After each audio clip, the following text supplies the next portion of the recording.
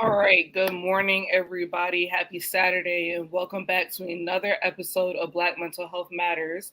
My name is Trinity Thompson. I'm going to be your host for this morning. I am partially sick, but what I wanted to say was that I'll be your host this morning. I'm an MSW candidate at the University of St. Joseph. I'll be starting in the fall, and I'm also now a case manager. I know sometimes in the past I introduced myself as a psychiatric technician.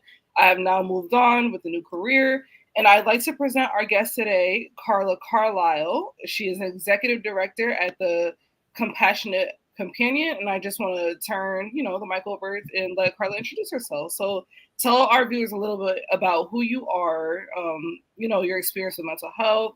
Give us a little insight about your title. Absolutely. Thanks for having me, Trinity. So my name is Carla Carlisle, and I am the executive director of the Compassionate Companion. I am a former foster mother, then adoptive mother, and my son is now 13. My experiences parenting my child and just, going through the experience of co-parenting at one point for like 6 years with his birth parents exposed me to a lot of trauma along with my son. And so together for over 6 years, we experienced significant trauma together, which led to both of us having mental health conditions. My specific conditions are anxiety and depression, and his are PTSD and DMDD, which is disruptive mood dysregulation disorder. A lot of people aren't familiar with that, but a lot of children were diagnosed with ODD, oppositional defiance disorder, but his is DMDD, which is in the DSM-5. I say all that to say, based on our experiences, it really drove me or led me to educating others and opening up our story and our journey to first say, you are not alone in your experiences. Everyone deals with mental health in some form or fashion, either individually or with their loved ones or someone they interact with personally or professionally. And it just wanted to also have a forum, which is the Compassionate Companion, to give workshops and talk about intergenerational trauma, mental health disorders, and things that a lot of times are taboo in our communities.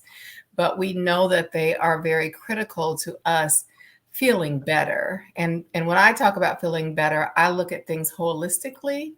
Our mental health is a part of our health, and it's tied to physical, emotional, financial, spiritual, all aspects of our health. And so I really take a holistic approach to what I do. And so I really appreciate being here, Trinity, and I look forward to our conversation. I do too. I definitely wanted to touch base on your own personal diagnoses because I do deal with the same thing. Both uh, in the DSM-5, it says generalized anxiety disorder and then major depressive disorder, but more commonly known as depression and anxiety. And I really think I've been dealing with anxiety my whole life. I just didn't really understand like what it was. I didn't know that it had a name. I just always like kind of felt on edge and overwhelmed, and like there were times where I felt like I couldn't really like deal with it. Mm-hmm. But again, like I didn't know what it was, and I just kind of like pushed it to the side because I was always like a high achiever in high school. So like when I always got like the same stomach ache around the same time of day, I didn't think much of it until I got to college, and my depression started to like kind of like take a head, and I started like feeling like super sad all the time, feeling down, found myself isolating, self isolating, and just I think late 2019 is when I really decided that it was time to like maybe go see somebody. I had did the counseling thing a few times before, but I really found like an actual therapist, a psychologist, and started seeing a psychiatrist as well. And I think that's what also kind of like prompted me to take more initiative to like join the mental health community, especially the Black mental health community, because our experiences as Black women, as Black people, it's not easy to even one like find or think that there's a problem. You think that kind of like the world is just the weight of the world is on your shoulders, and that's That's just kind of right. what we deal with, carrying that burden. But there's also resources out there. But the problem is that there's not enough competency out there. There's not enough representation. Right. That So cultural competency is critical. Yeah, I it is. so there's so much stigma around it Mm, that even if you get to the point of saying, okay, I think I need to talk to someone, sometimes people feel a lot of shame about it. And I mm, think it's important that we have these conversations because it normalizes things. Like you, I've had experiences in youth and have continued on where my anxiety is through the roof, but I never called it that. I remember being in therapy as an adult for 2 mm. years before I could say the word anxiety. I would just say, I'm stressed out. I'm stressed out. Why was Yeah. it so hard to just say it's anxiety? Because that's exactly what was going on and what, I continued to deal with, but Mm, I'm able to manage it better now. I always wondered why, something very simple to someone else, to me, was a big production. Everything had to go perfectly, which is a setup for failure, right? Because yes, exactly. and strive for excellence, but striving for perfection is a setup for failure. Yeah. I think, like I said, just being a high achiever and then like Yes. you take on unnecessary like stressors and Mhm. unnecessary and like you said, like something that could be so simple to somebody else, like it's like a production. And Yes. I definitely feel it. Like I said, in high school and then going into college, I just felt like everything has to be perfect. I was always used to like getting Mhm. really good grades. So then when I got to college, the curriculum was set up a little bit different than like what I was used to in high school, obviously because it's college, but also Yes. because of the specific program that I was in high school. So it took a lot of like relearning and, Mhm. accepting failure as a part of life failure was not in my language at all prior to college. Yeah. And I always said jokingly to my friends, sometimes it's about taking your L, taking your loss, and going about your day because it does happen. So I And think, we gain a lot from that, right? We yeah, we learn more from so-called failures hmm a lot of times than successes. But we have to be open to that learning and recognize that we're going to gain something no matter what happens. And setting ourselves up for failure means to me, that equals like we're trying to be perfect. hmm There's something to gain in every situation. And I think it's okay if we don't hit that milestone, if we don't if we trip and take a stumble and have to ask for help, that's okay too. um, I mean, I've talked to a lot of leaders in different communities, and almost everyone said, they've learned more from their stumbles, from their so-called failures, than their wins. right. You're dealing with a team, but you can fail alone. We can fail with other people as well, but I think there's a lot more of a chance when we have our support system in place, whether that's in the workplace or that's personally. And so to do that, we have to be willing to ask for help. And I think it definitely for me includes therapy, but it goes beyond that too. I mean, I've had to socialize with my family and friends like, hey, I'm dealing with something. hmm I may be very irritating to you. I may be super sad. You may not just understand where I'm coming from. hmm But just know that, I'm going through this and I still love you, but I just need some grace. And I have to give that to myself as well.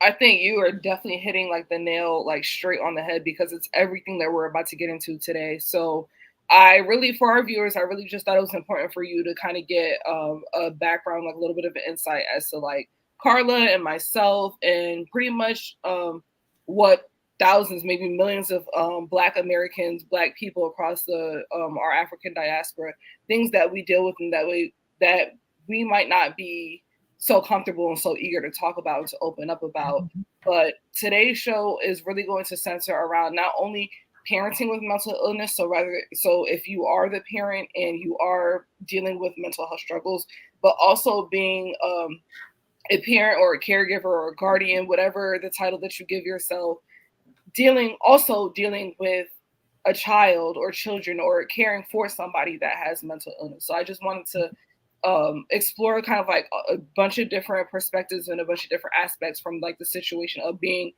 or having the role of a caregiver and having a mental illness or being a caregiver caring for somebody with a mental Mhm. illness. So one of my first questions to you, which we kind of touched based on, was how old were you when you first started like presenting symptoms, and like what was like the age that you actually got diagnosed at?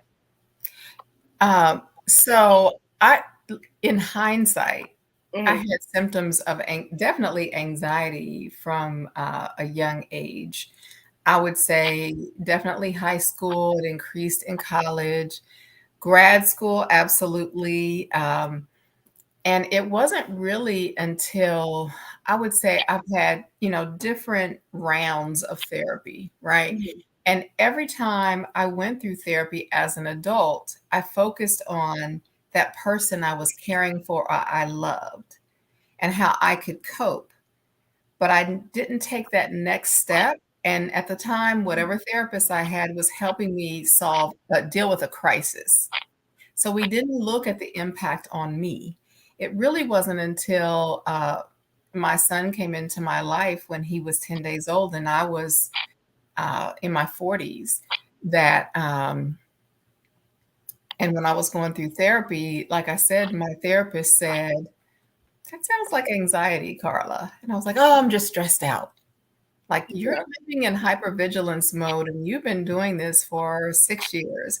It's not sustainable. We have to look at you because how are you going to be if and when you finally do get custody of this child? And I can tell you that by the time I got emergency custody of my son when he was 6, I was 40 pounds overweight. I was over $100,000 in debt. Hmm. Mentally and emotionally, I was just a mess. Like I said, I was isolated. And that's really when I got my formal diagnoses. But what I think is important is like in hindsight, we can look back and say, oh, I was dealing with all these things and I didn't realize it. I wish I had gotten help then. But that is in the rearview mirror. Right. We know now so we can gain knowledge from what happened before, but I don't have regrets because that's just how it rolled out for me. I do encourage people to, you know, take self assessments, talk to their doctor, talk to their child's pediatrician, because there may be a diagnosis there. And I don't think that a diagnosis is uh, like something negative necessarily. It can be used in a negative way, but Hmm. it also can be used to get help. And that's really the lens that I look at it from. And so for me, I was able to better target like what I needed out of therapy with the help of my therapist and really focus more on me because I could not be of support to my child if I wasn't on the path to healing, if I Right. wasn't focused on being my best self. Right.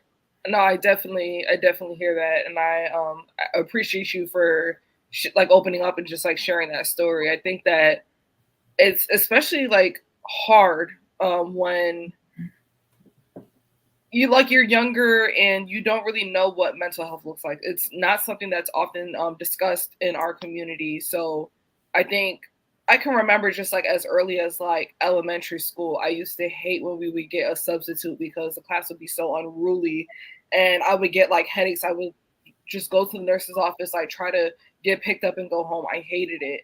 And I really thought that, and in addition with my parents, they thought, I was just kind of like timid and quirky. I always had like social anxiety, never wanted to like play with or I didn't know of it as social anxiety, but I never wanted to like Mhm. play a lot with other kids when I was growing up. Like I was Mhm. always kind of like doing my own thing, but that's just kind of how my parents saw me. Like, oh, she has two sisters. They're the outgoing ones. They're the social butterflies. Mhm. Trinity is just the one Mhm. that would rather like stay to herself. But Mhm. it wasn't until like I got older and I left my parents to go to college, and I had increasing feelings of anxiety and like being in certain social settings. And it wasn't until then that of course like I obviously had more self-awareness and I was able to kind of put titles to the things that I was feeling. Because when Yes. you're younger, you don't know what you're feeling. You just know that you're feeling Right. it. You That's can't right. really, yeah, basic emotions like happy, sad, scared, but to cause something anxiety when you don't even know what the word anxiety means or never That's heard of right. it before. Yeah. That's And so for me, just thinking about your story and looking back on mine in high school, I was in a really bad car accident with four other girls. And one of the girls in our car passed away uh, later that day. The rest of us were in the hospital for varying times, but average of a week. And I was probably hurt the least, but I probably looked the worst because everything was facial. All of my injuries were facial in the top of my head, but that was traumatic for me. Mm-hmm. And I think I was always had this people pleaser aspect to my personality, but it went into overdrive at that point. I wanted to be liked. I wanted to be accepted.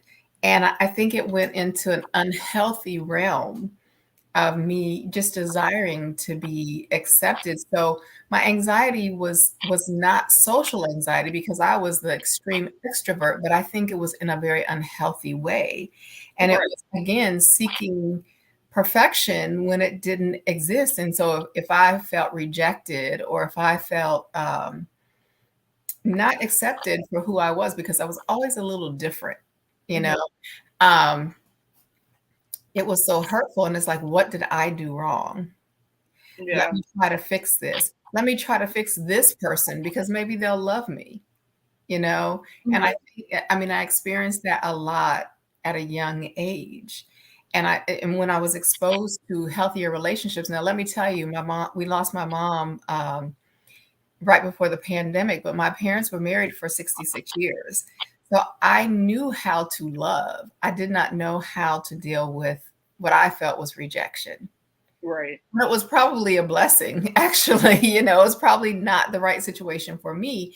But when you're dealing with anxiety and even some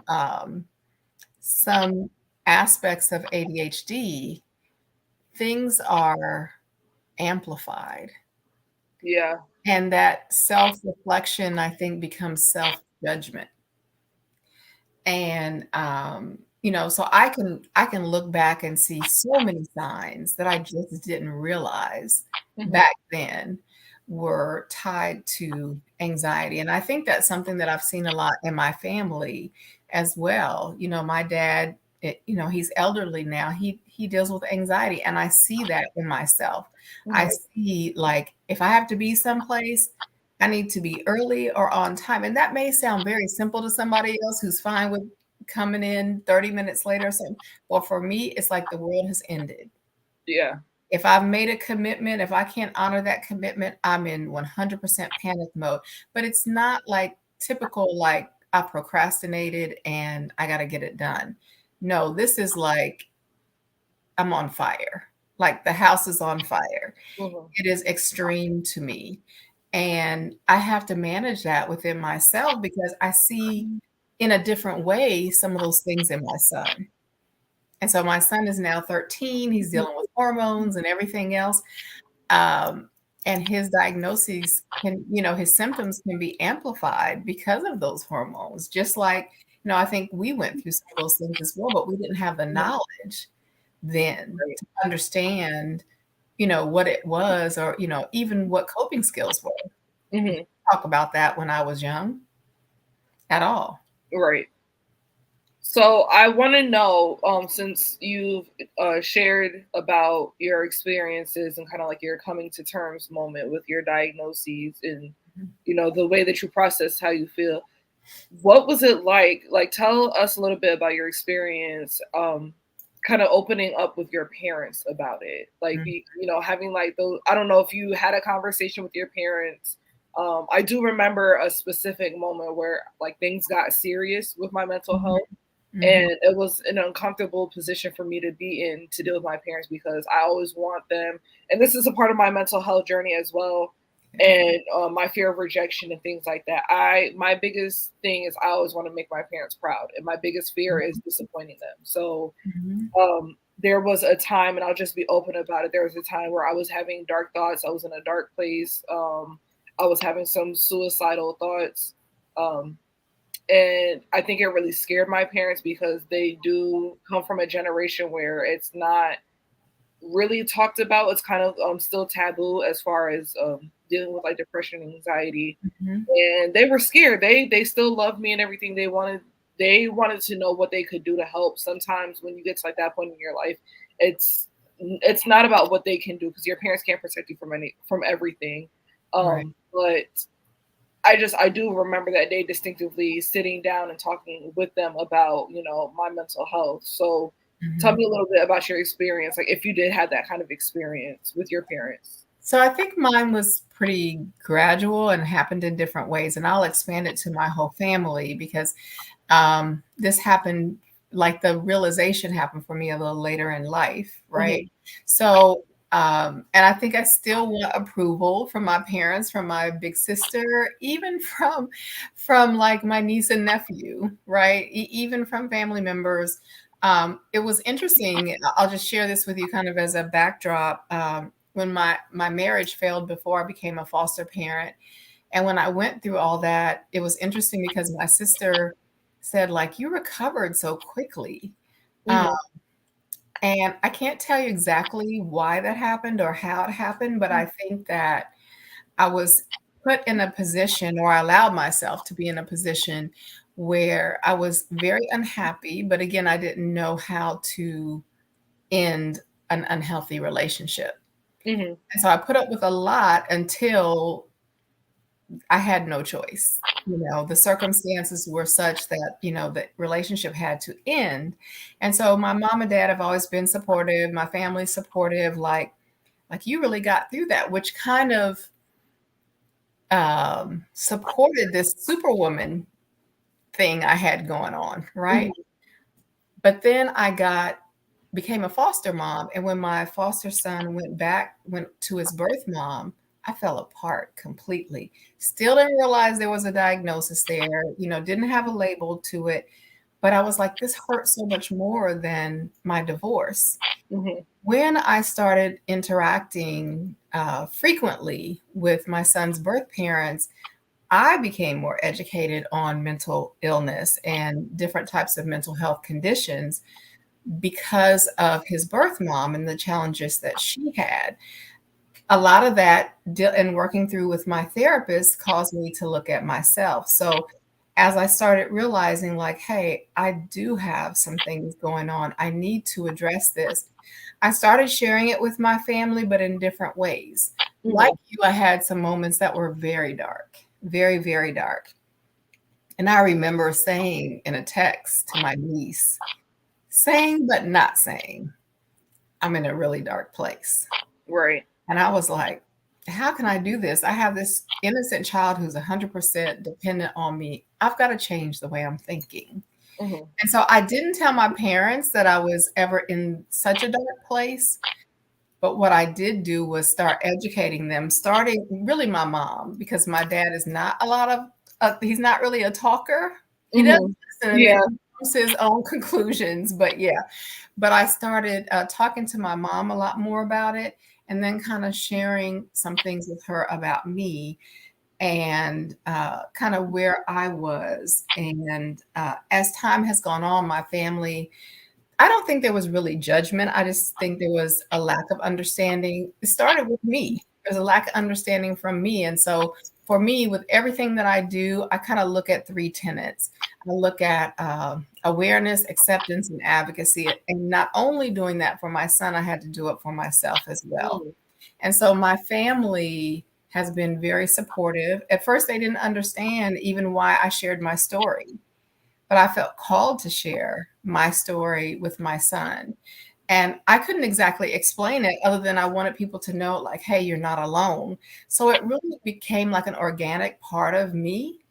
And I think, my family loves me. So they opened up a lot to, hey, we all have things going on. And as we have life experiences, there are going to be times in our lives that we go through something, postpartum depression, losing a child. When I had a miscarriage, I went through a lot, but I couldn't put a name to it, and maybe I didn't need a name to it. I just knew I wasn't good. I wasn't okay. Right. And so how many years passed before I realized, like, hey, it's okay not to be okay. And I know that's overused a lot, but it's still true. Mm-hmm. It's still true. But if we're not okay, like I wasn't, like I needed to open up to my family. It's very easy for me to advocate on someone else's behalf. It's been much more difficult and a process for me to do that for myself.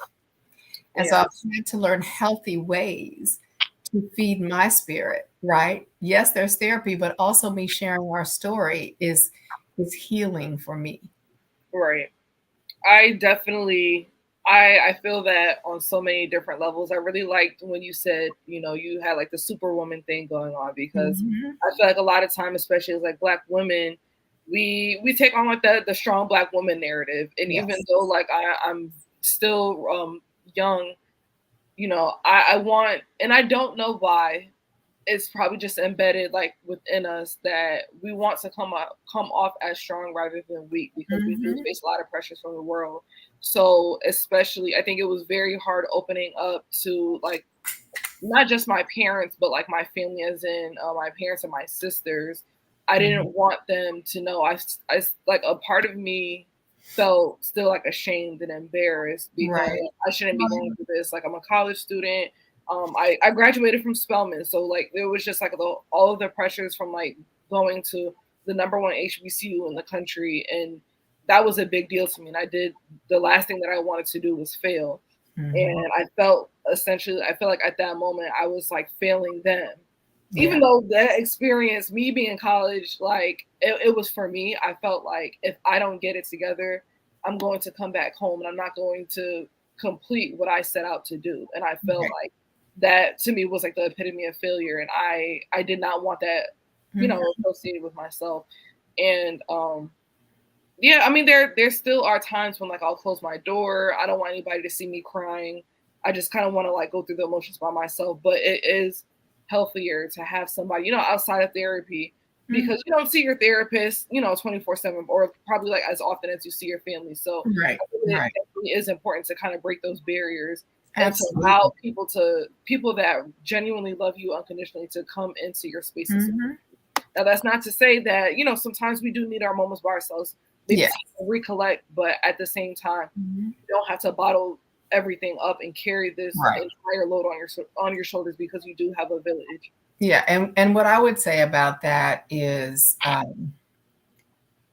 it's interesting how it happened for me, and I love, that we go back to the statement about superwoman, right? Mhm. Being a superhero.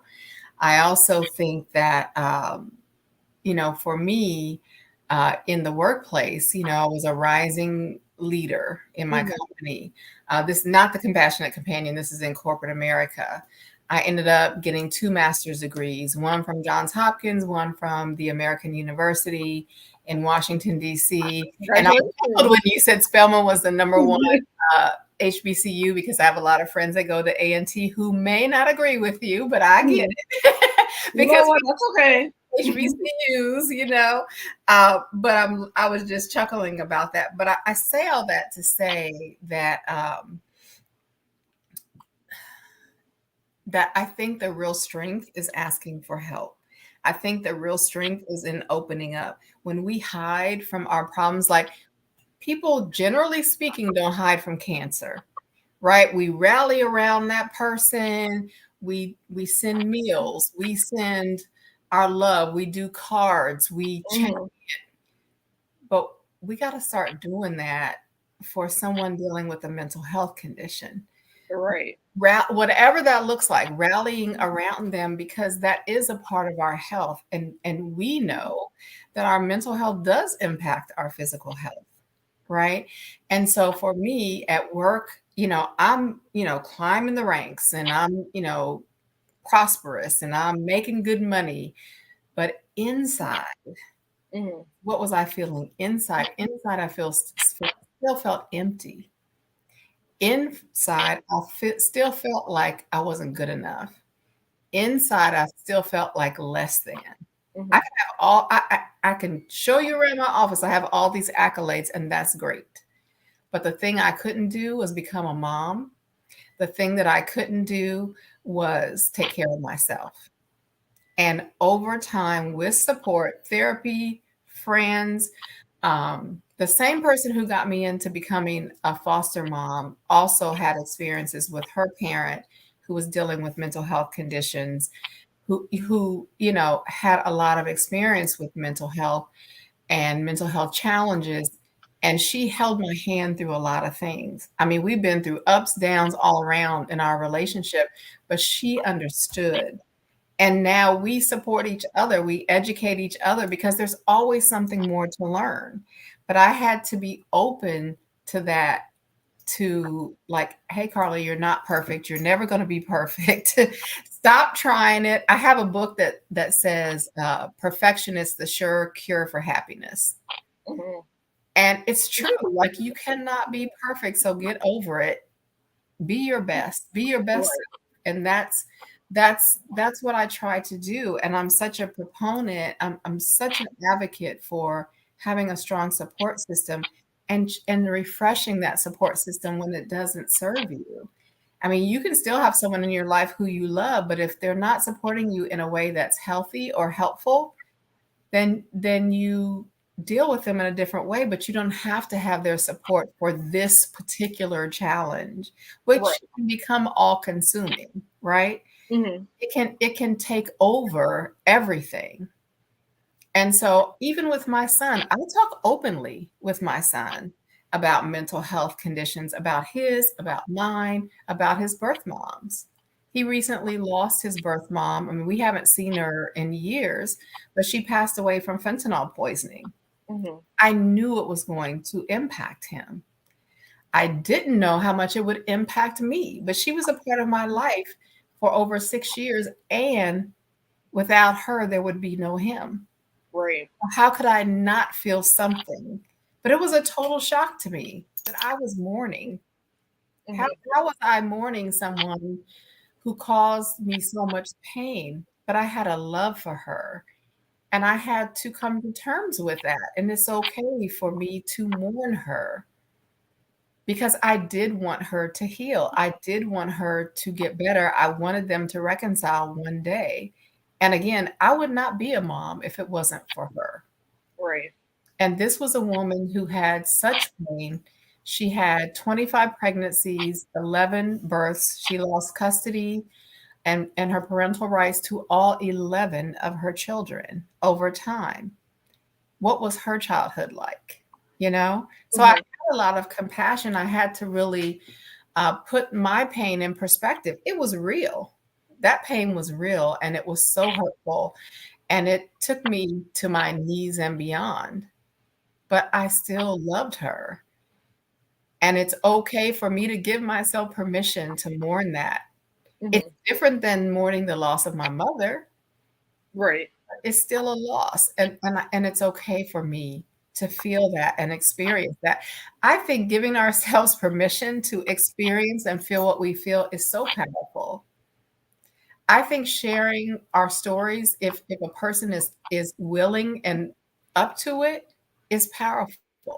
It makes me feel powerful to do that and to share. And so, I was more than happy to come on this show today to say, 1 in 4, 1 in 5 people in this world, in this country, across the globe, deal with a mental health condition. Why are we hiding from it? We can't hide from it. It's there. It's more Yeah. prevalent uh, than almost anything, but we hide from it, and we don't have to. We don't have to suffer in silence. We don't have to be alone at all. So I'll get off my pedestal, off my high horse now, and turn it back over to you. No, I definitely like you are completely correct. And I think I don't want to be a hypocrite and get on here and say, you definitely should embrace your vulnerability. And because I know that there are definitely days where I try and I try to escape those feelings. I don't, it's hard You're like human. feeling down. Mhm, But at the same time, that is a part of my therapy journey. It's a part of mhm, like my self, like awareness and self realization journey. Is that just like you said, it's okay to not be okay, mhm, and it's so much easier to embrace those feelings of whatever mental illness that like you're facing or your mental poor mental health that you're dealing with. It's easier to embrace those feelings rather than to fight it, because if you keep fighting it, it's mhm. just nothing but a struggle and you're not going to win. if you're going to keep fighting. You're not going to truly embrace who you are as a person, embracing the fact that you are dealing with something and that you have people to help you. Um, Rather than just like don't try and fight it. And like I said, that's also something that I'm learning. So, and I may not get it right every time. And Of that's another course. thing. You don't, sometimes you may fail. You might not get it right, but that's okay too. So, I think as long as we're trying to process our emotions, as long as we're trying to deal with it, because I am the retired queen of compartmentalization, right? yes, yeah, I'm task oriented. Give me, if I'm dealing something with emotionally in the past, give me 10 tasks and I'll do 20. hmm, Bam, bam, bam. I'll knock them out because I don't have to deal with my feelings that way. I don't right, have to face whatever is hurting me. I can put it over here in this box, but the box doesn't just sit there, right? It festers mhm, and it hurts us. And I don't want to feel. I don't want that feeling to stay. I don't want it to linger. But of course, I've done it for years. Even now, I have to talk myself through things when I want to put it in a box. And sometimes it has to go into a box, right? right, For a period of time, and that's okay too. We just don't want to. I don't want to have 10 boxes over here that are sitting on my shoulders like an 800-pound gorilla. I don't want that. I want to, with support and in time, process those feelings so I can deal with my emotions. And so that's what I try to do. But hmm, I also recognize the value and power. So my son is 13 now, but because of the trauma he's experienced, I would say he has some developmental delays, right? He's a very smart kid, but emotionally, he might not be at the same level as other 13-year-olds. But I talk to him, even I will say to him, like I'm not feeling great today. I told him recently, just the other day, one of my girlfriends just lost her mother, one of my sorority sisters. She just lost her mom. And I said, I'm going to go be with her. And he said, Mom, please tell her for me. It's going to be hard, but you're going to be okay. And you have really good memories and I've been through it and I'm still going through it. And so I thought, wow, how powerful for this 13-year-old and to look outside of himself, hmm, right? I want to help someone I've only met 3 times, but I still want to help them because I right, want them to know that what you're feeling is not a bad thing. Like feeling whatever it is we're feeling. Like we don't even celebrate the good things enough in my opinion. Like I don't necessarily take the time to stop and say, "Oh my God, I made it through that." I want to have a party, yeah, like people have divorce parties. I want to have a party to say like, yeah, we made it through this situation, and I'm kind of exaggerating, but what I'm saying is real. Like mhm, the progress we make is important. The setbacks are important too, but I'll say I tend to focus on what I've done wrong and not give myself the grace that I give to other people. hmm, I have to consciously do that for myself too. right. I think that's amazing. And I what I wanted to do was share two quick statistics that I found because I want to go back to what you said about when you have conversations with your son and kind of like what that looks like when Mhm. you're kind of both dealing with your mental health struggles. So let me share these two statistics and then we're going to get right back to that. So I found on the Center of the Control Disease, the Centers of CDC. Disease Yeah. Control. So, yeah, I found on the CDC that one of the studies that they conducted found that 1 in 14 children have a caregiver with poor mental health. And those children were more likely to have poor general health, to Mhm. have a mental, emotional, or developmental disability, or to have an adverse childhood experience. And another thing that I found was a result from the National Survey of Drug Use and Health found that mental illness was more common amongst mothers than fathers, and more prevalent in parents under the age of 50 as opposed to the latter. So I found those statistics to be interesting. For it to be for mental illness to be more prevalent in mothers than fathers. I think also because there's kind of like, I know both parents have like that biological tie to their child, but like for a mother to like really carry her son, or like the maternal instincts, if you did not personally carry your child, like like in your case, your son is adopted. Like what do you think about that? And then I also want to go back to, what does it look like facilitating a conversation between you and your son when those days of maybe symptoms of his mental illness are like going head in head with maybe the things that you're experiencing. Yeah. So, as far as the statistics, sorry, here I go now. It's contagious. As far as the stats, what I would say is I'm not surprised. And I do refer to the CDC often because of the ACEs study, the adverse childhood experiences. And I learned a lot about trauma through that. But as far as mothers being in that situation, I mean, there are so many single mother households, single parent households. I'm not surprised. I do go back to the statement you made about being a strong Black woman. I really think that's detrimental to us, at least the way it's defined in society. I think the strength is in asking for help, really. And we're kind of taught not to do that, like put ourselves last, push everything else first. And of course, this is a broad statement. That doesn't mean every mother does this. It doesn't mean that every woman does this. But Black men or Black women, even in the workplace, right? We have to do better. We have to work twice as hard. This is what we used to think. And I think we've come to a point, especially with entrepreneurship, that a lot of people are saying, I'm not willing to do that. I'll work twice as hard for myself or for something I believe in. But why should I have to work twice as hard as somebody who just gets it freely? I shouldn't have to do that. What can I do for myself? So I know I'm kind of going off on a tangent a little bit, but I just think there are so many pressures on us as women, as Black women, and I believe Black men feel it as well, just a lot of times in a different way. So I definitely don't see an us versus them. I just think sometimes the struggles are different. And I do know single Black fathers also who deal with a lot of this too. You just don't hear about it as much. But as women, I think we take on so much. We want to save the world. We want to save our children. We want to everyone to be okay. And we do put ourselves last. And so it doesn't surprise me.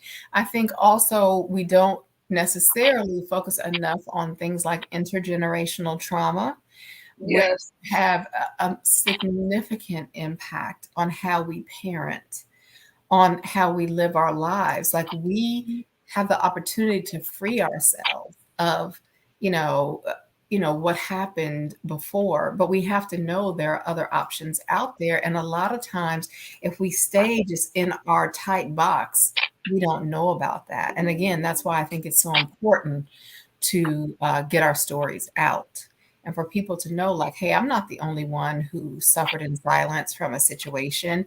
I'm not the only one who thought, this doesn't feel right, but I don't know what to do that's different.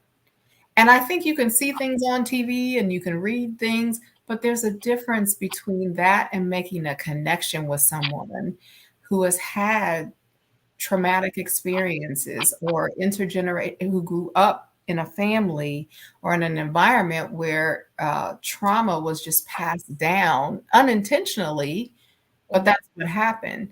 Now, as far as how did I answer your question there? Yes. Okay. So as far as my son, first of all, I've done a lot of training.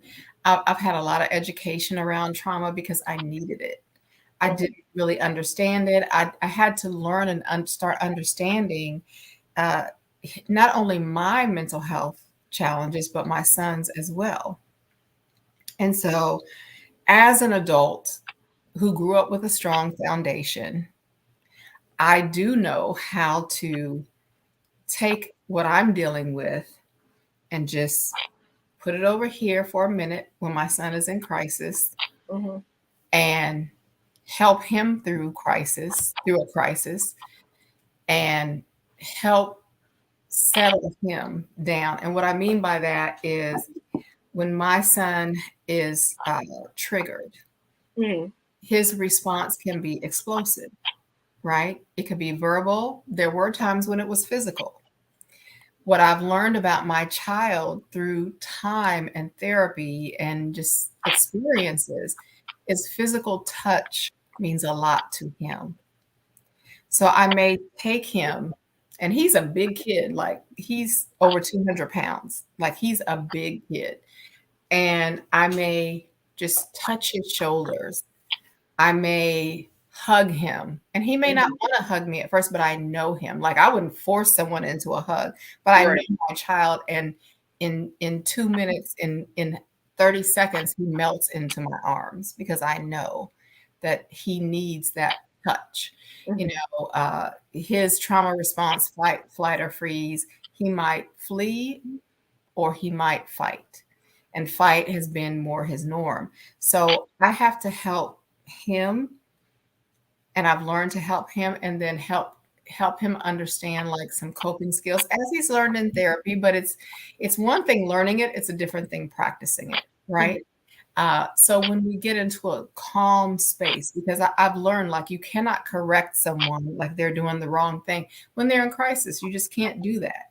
So we get calm, we get centered. I try with all my might, and I'm not always successful, to Mm-hmm. stay calm, to look him in his eyes, to get on his level. If he's sitting on the floor, I'm going to sit on the floor. If he's standing up, I'm standing up. You know, if he's sitting down, I may come and just put my arm around him. We get settled and we get stabilized. You know, I'll force him something. And when I say force, I don't mean it literally. Like, let's take some deep breaths together to reset our brains. And then when things are settled, we typically can have a really candid conversation. And there are no consequences to that conversation. I want him to say what he's really feeling. And I'm able to do the same. I'm able to tell him the impact of this on me, not to make him feel guilty, but just that he understands the whole situation, Mm-hmm. right? And how we might be able to catch it before it gets to that extent. But mainly when I'm talking to him about what I'm going through, they are in calm moments. I try to do it in the calm moments, but I also want to normalize to him that we're all going through things. You know, Mm-hmm. we're all dealing with challenges. And I'll tell you, my parents did an amazing job raising my sister and me. You know, they paid for our undergraduate education. They loved us. They worked in factories. They worked overtime. They did all these things. And they did what they thought was right in terms of raising us. And I love them for that. One thing we didn't see was conflict. We never saw them in conflict. Mm-hmm. So my sister and I both have had to learn how to manage conflict in healthy ways, how to disconnect when something is not right for us, or how to have healthy boundaries, because they were that couple that was like, we're going to be married forever, period. Good times, bad times, it doesn't matter. This Yeah. is what we're going to do. And I love that. And things are different now. You know, people, just like people don't stay in jobs for 20 years, people don't stay in marriages forever, or they do because they're both committed to working through and working things out. But you have to have two people willing to do that. So with my son, I talked to him about the realities of life. I mean, he has seen so much. We talked about adverse childhood experiences, or ACEs. His ACEs score was a 10 out of 10, and mine was a 0 out of 10. I Mm-hmm. had a lot of learning to do,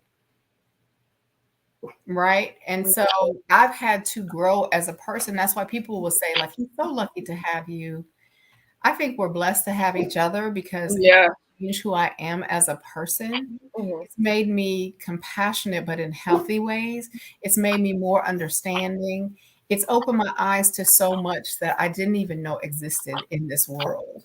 And yeah, I was well traveled, at American. If anybody's familiar with American University, you have people from all cultures. all cultures there. And, there was a certain cultural insensitivity on my part because, I had that, we're Americans, but Mhm.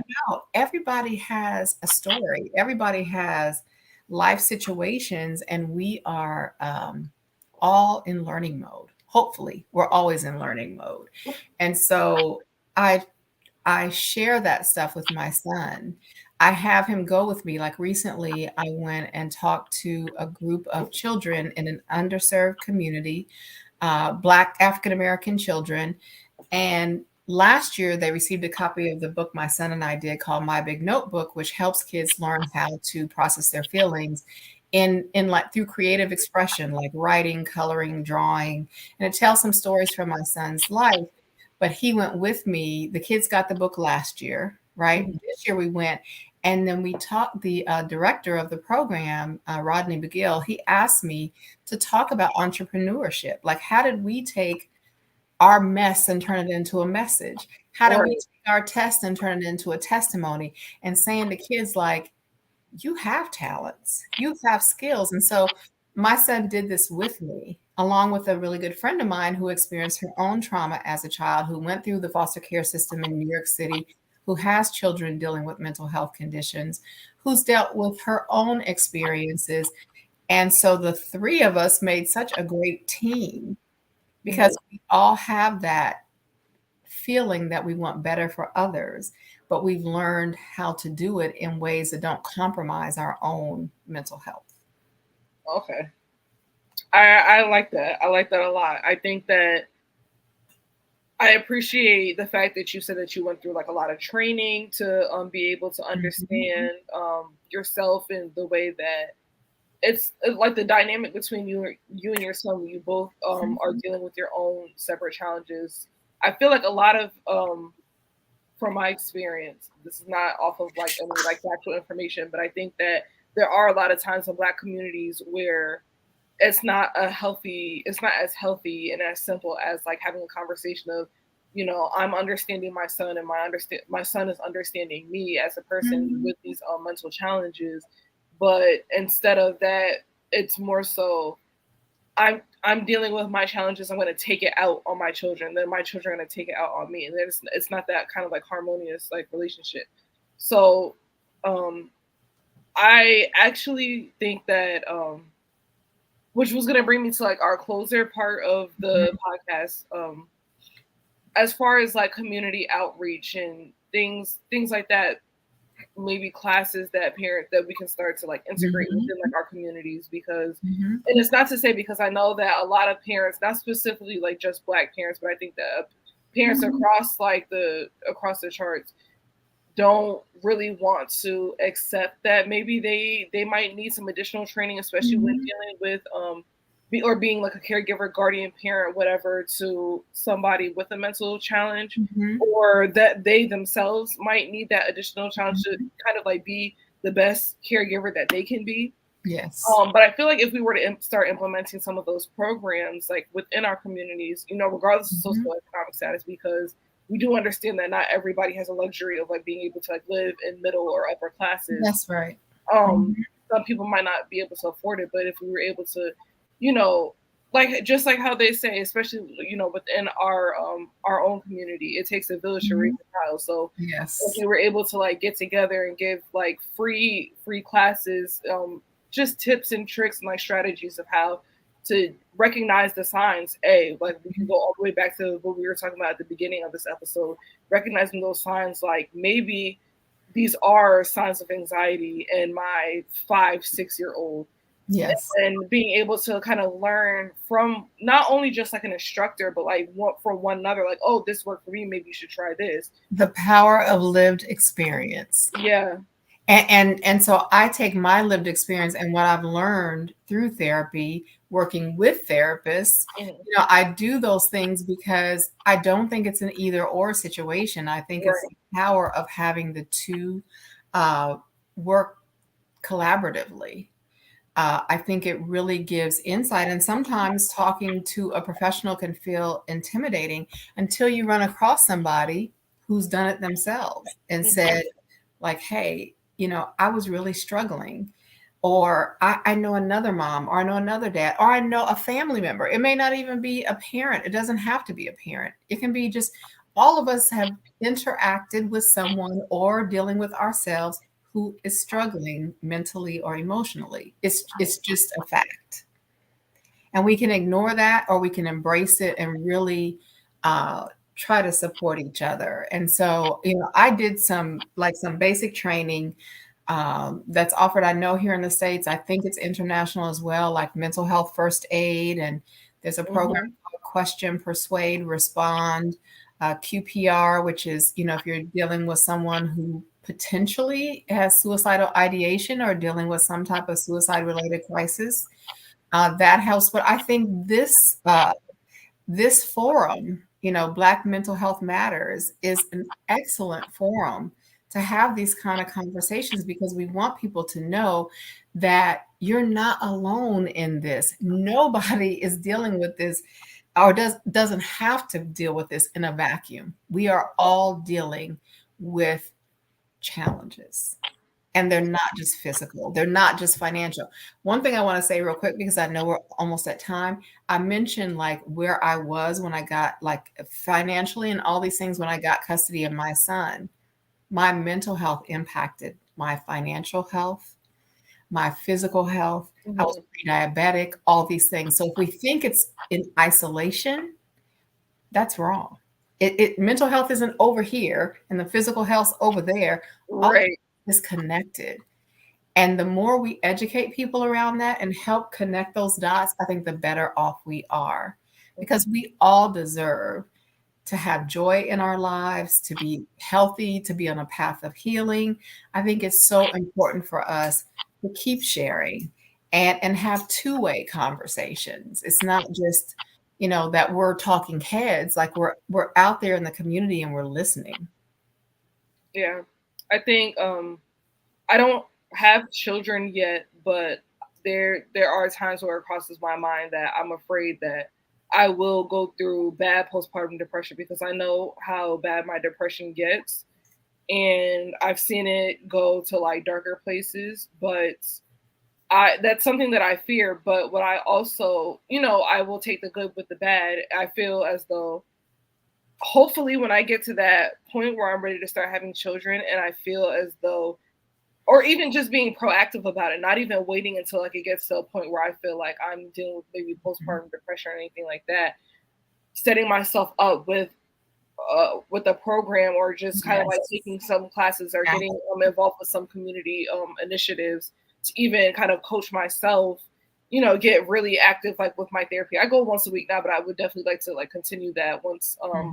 I become a mother, so that way I can be proactive about my mental health, because I know the strain that takes on women, and Black women especially. And I think in general, like you said, mental health first aid, it's not very widespread yet, but I'm hoping that, with platforms like Black Mental Health Matters, we can like really amplify and make Mhm. noise about it, because we can support one another. We have the tools, we Yes. have the resources, from higher class to lower class. We can do it if we work together, and if we continue to just keep stressing the message. Yes. And I would just say to you, like in closing, just my comment to you is you are educated about this. It doesn't mean you don't have fears. It doesn't mean, I mean, we all have fears, right? Right. But you know enough to say, I need to have some support in place when I'm ready to venture out into that journey to motherhood, right? I didn't know that. I didn't have that because I didn't know to even think about it or ask for it, right? When I went through fertility challenges, I went through in vitro fertilization, I had a miscarriage. All of that takes a toll Hmm. on a family, right? It takes a toll on us emotionally and mentally. And I didn't know that I needed that support. But the more educated we become, the more we know. It doesn't mean you won't go through it, Right. but maybe it doesn't have to be so devastating to you. You Right. know, maybe you have the help in place. And then if that help isn't working, then there's other help, right? We can continue to refresh what our support system looks like. And so I just encourage you to continue down the path that you're going, and being educated is important. And one last thing I'm going to say, because I know we're at time. When I was always a staunch advocate for my child. There was a time when I wanted to get into this program through the Department of Social Services. It's called a resource parents guide to, trauma, or resource parenting 101, something like that. But I wasn't a foster parent anymore. And so the local Department of Social Services said I wasn't eligible. But there was another county an hour away that said I was. So I drove there for 8 weeks to learn, because I needed that for me to feel empowered as a parent to take care of my child. I need to do the same thing for myself, and you do too. All of us do, right? Whatever that step is, we don't have to take the first no. I never accept the first no. I'm going to keep pushing because I deserve it and my child deserves it too. Right. Well, I want to thank you so much for being a part of this conversation. I think this was very productive. I hope, our viewers got a good insight as to just what it's like to be a parent or in the position of being a caregiver, either with mental illness or taking care of somebody with mental illness, or even both at the same time. Dr. Lewis Hines, thank you for tuning in. He says, great conversation on the effects of trauma, parenting, and emotional wellness. I appreciate everybody that watched, liked, subscribe, please, to our channel. And thank you so much. And we will see you on another episode of Black Mental Health Matters next Saturday at 10 a.m. Eastern Standard Time. Thank you, Carla. Goodbye, everybody. Thank you.